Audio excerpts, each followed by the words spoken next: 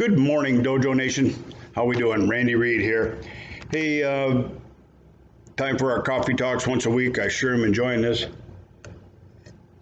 I'm amazed at the number of people that are hitting me up saying they're enjoying this stuff.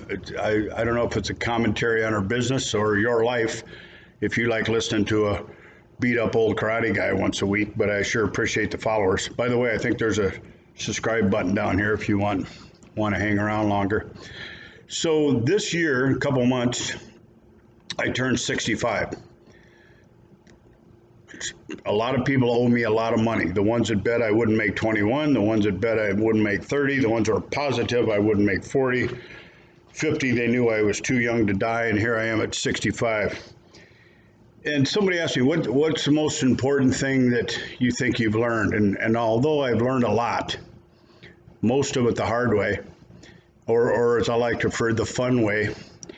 The one thing that's really kind of made me appreciate things more over the last few years is my ability to get assholes out of my life. And when I say assholes, I don't really even mean they're assholes. They're just assholes to me. They're people that I don't need in my life, people that I don't want in my life. And there's a big difference, because there was times, it seems like the younger you are, the more you'll put up with from people. Just to have friends, just to have acquaintances.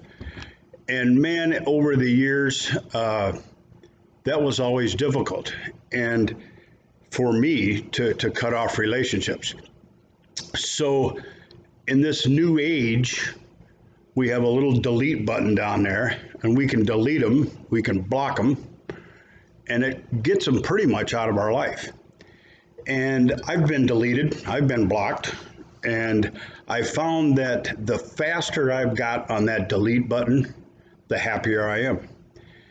And in this time in our country that is so incredibly divided, so much hate on either side, it seems like it's opened up the door for people to be as rude and attacking as possible. It's no longer considered being an asshole if you are an asshole.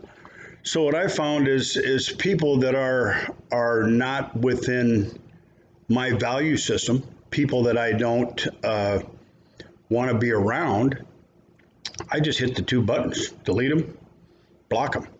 You know, back in the day, if you had a group of friends and one of them was an asshole, you'd get them out of there, or you'd straighten them out. We had a lot of great ways to straighten people out back in the day. If someone said something incredibly rude, disrespectful, or attacked you, we had ways of dealing with that.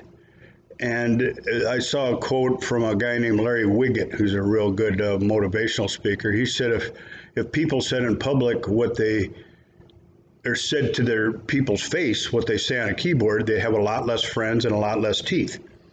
And that's kind of true. It's just this Facebook world has allowed us to be as rude as we want to with no repercussions.